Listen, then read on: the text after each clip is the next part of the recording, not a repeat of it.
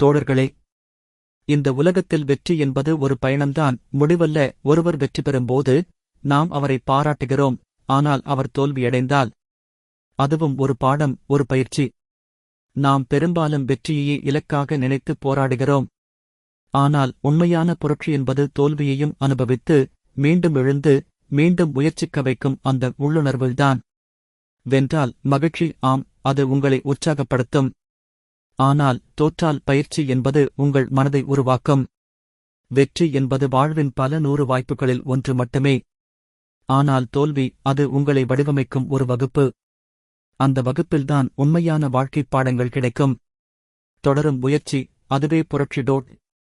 புரட்சி என்பது வெறுமனே கோஷங்களும் பேரணிகளும் அல்ல, அது உள்ளிருந்து கிளம்பும் உறுதியும் தினமும் தோல்வியின் பின் மீண்டும் எழும் அந்தக் கருந்தியும். நீங்கள் எதையாவது மாற்ற விரும்புகிறீர்களா? அதற்கான முதல் படி தொடர்ந்து முயற்சி செய்தல். ஒவ்வொரு தோல்வியும் வெற்றிக்கான படிக்கட்டாகும். அதிகாலையில் எழும் பசுமைத் தென்றல் போல ஒவ்வொரு முயற்சியும் ஒரு புதுப் பரிணாமத்தை உருவாக்குகிறது. இன்று தோல்வி ஏற்பட்டிருக்கலாம். ஆனால் நாளை உங்கள் முயற்சி உங்கள் சின்ன புரட்சியாக மாறும். அது உங்கள் வாழ்க்கையையே மாற்றும். சிறிய முயற்சிகளின் தொடர்ச்சி பெரிய மாற்றம். அந்த மாற்றம்தான் உங்கள் மனதில் ஓர் புரட்சி. சமுதாயத்தில் ஒரு சினைவாக மாறும் புரட்சி.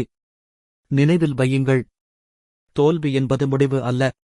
முயற்சி என்பது போராட்டம் அல்ல, அது வளர்ச்சி. உங்களின் தொடரும் முயற்சியில்தான் உங்கள் புரட்சி பிறக்கிறது. முடிவுரை. தோழர்களே, வெற்றி வந்தால் வாழ்த்துங்கள்.